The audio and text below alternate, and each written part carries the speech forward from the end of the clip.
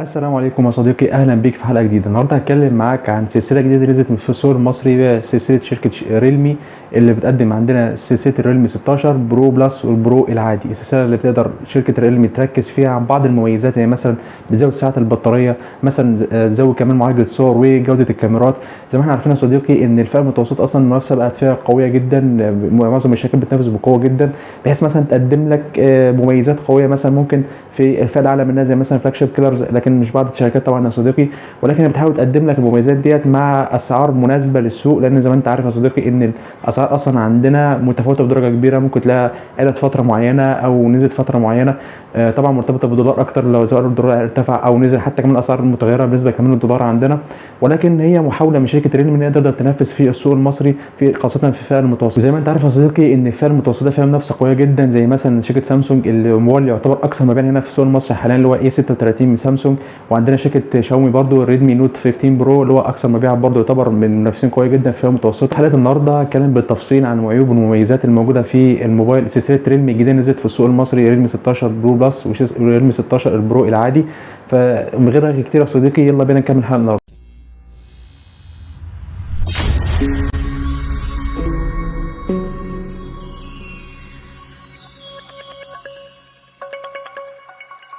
خلينا نتكلم عن اول حاجه يا صديقي، وهي الديزاين بيجي بشكل شيك جدا حتى الالوان كمان شيك جدا يا صديقي، وكمان الظهر ملمس جلد طبيعي جدا.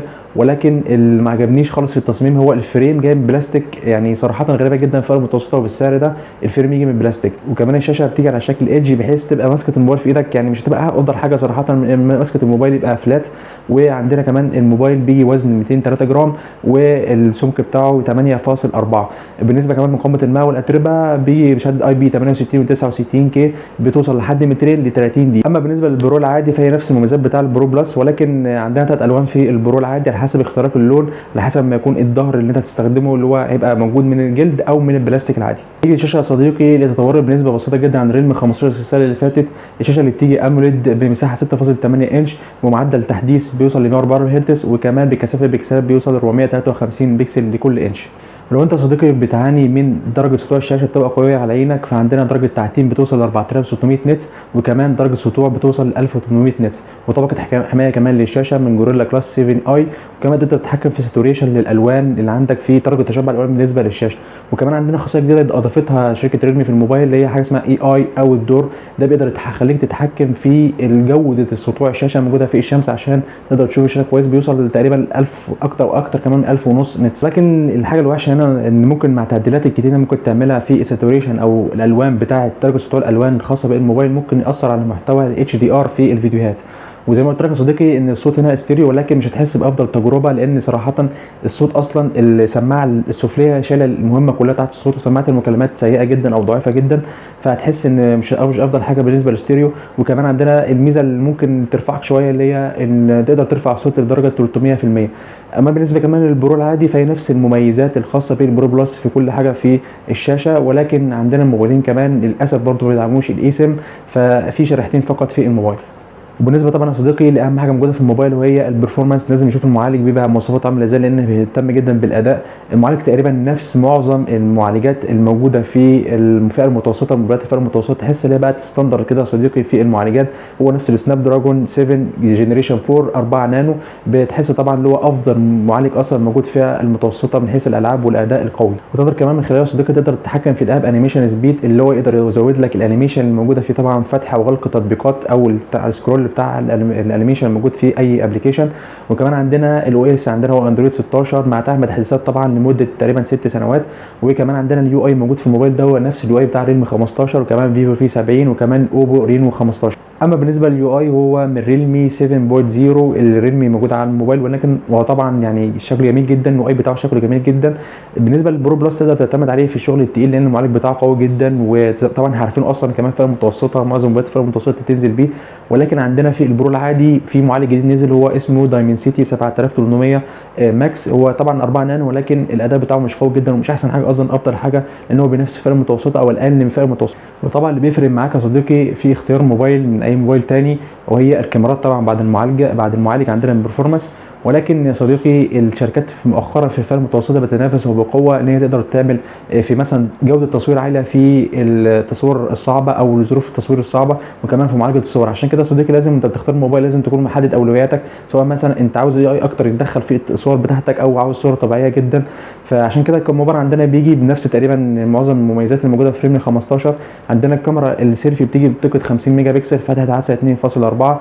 نيجي لسيستم الكاميرات الخلفي الثلاثي مكون من 3 كاميرات. عندنا الكاميرا الاساسيه 200 ميجا بكسل فتحه عدسه 1.9 اللي بتيجي عندنا بصوره واضحه جدا وشارب، التفاصيل كلها بتبقى واضحه صراحه، حتى الالوان طبيعيه جدا، لان الموبايل عندنا او ريلمي استخدمت حاجه اسمها لوما كلر، ده سيستم جديد بيعالج صور بطريقه رهيبه جدا.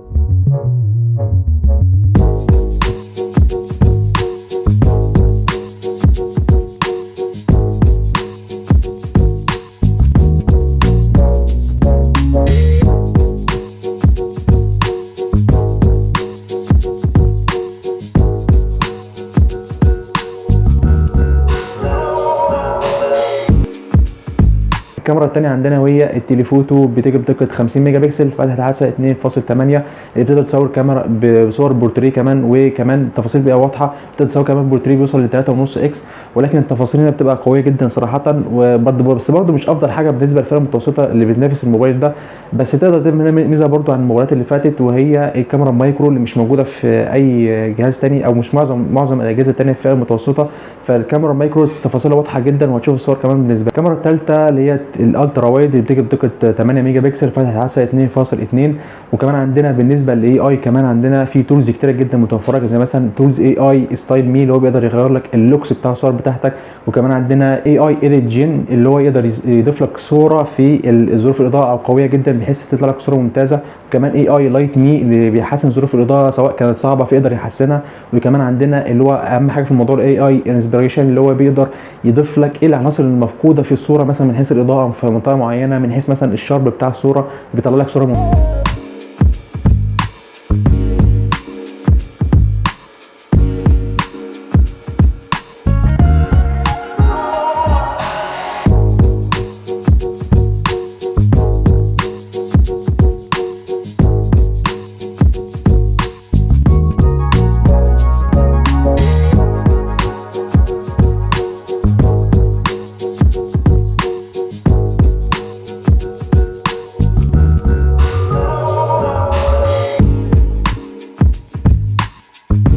الفيديو عندنا تقدر تصور بتقنيه ال 4K ب 30 و60 فريم كمان. اللي بسطني جدا من الموضوع ان تقدر تصور من الكاميرات الخلفيه وكمان الكاميرا الاماميه. وعندنا كمان طبعا بيدعم الكاميرات كلها بتدعم الاو اي اس سواء خلفيه او سيستم كاميرات الثلاثي الخلفي، نفس المواصفات برده بتاعه البرو موجوده في او البرو بلس موجوده في البرو، نفس كل حاجه ونفس الكاميرا الاساسيه، ولكن طبعا المعالجه مش هتبقى افضل حاجه طبعا زي ما احنا عارفين. وكمان في حاجه ناقصه هنا ان ال 4K اخره بس 30 فريم من 60 فريم في البرو العادي.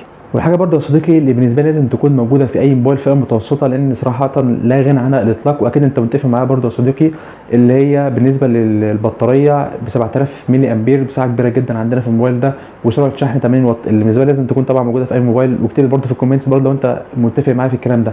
يعني اجمالي الموبايل كويس جدا بالنسبه لي في مثلا البرفورمانس اللي هو نفس المعالج برضه موجود في اي فئه متوسطه، فهو برضه نفس المنافسه. الشاشه برضو تطورت شويه برضو.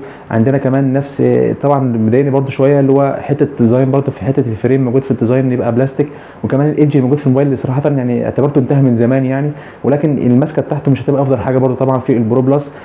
طبعا الموبايل بيجي باسعار مختلفه جدا، طبعا انا بحدد سعر يعني مش انا اللي بحدده كمان، يعني حسب برضو الفتره ده انت ممكن تتفرج عليها في الفيديو بتاعي، يعني ممكن السعر يطلع اكتر او ينزل اكتر، فعشان كده انا مش هقدر اقيم برضو الموبايل من حيث السعر، فهنلغي سعر خالص وهنبص برضو من حيث المميزات اللي انت عايزها في الموبايل اللي انت عاوز تشتريه. بس برضو خليني يا صديقي اقول لك السعر برضو عشان تبقى عارف برضو كل حاجه. فبالنسبه لسعر البرو بلس بيجي عندنا بسعر 40000 جنيه مع كمان هديه لو اشتريته بالريلمي واتش 5 الموجوده عندنا، هتبقى هديه مع الموبايل اللي تقريبا سعرها برده 3299. اما بالنسبه للبرو العادي تقريبا سعره بيوصل ل 27000 جنيه، وكمان بيجي معاه هديه الايربودز تي 200 اكس تقريبا سعرها 2000 جنيه. وطبعا صديقي زي ما قلت لك انا مش هقدر احدد طبعا على حسب السعر على حسب الامكانيات بتاعته، لا انا اديتك الامكانيات بتاعته تفاصيل وعيوب ومميزاته في الحلقه ديت، فانت تقدر تقيم بقى هل مثلا من حيث السعر هو المناسب بالنسبه لك فتقدر تشتري الموبايل ده، او في سعر ده مثلا تشتري حاجه افضل منه. فبس كده يا صديقي اكون خلصت معاك كده حلقه النهارده، اتكلمت معاك عن كل مميزات والعيوب الخاصه بسلسله ريلمي 16 برو بلس وكمان برو العاديه اللي نزلت السوق المصري مؤخرا تقريبا. تنساش طبعا يا صديقي تعمل لايك وسبسكرايب عشان تقدر، وتفعل كمان زر الجرس عشان تقدر كمان تتابع حلقاتنا او تعرف كل حلقاتنا الجديده نزلت على القناه. اشوفك في حلقه جديده، سلام.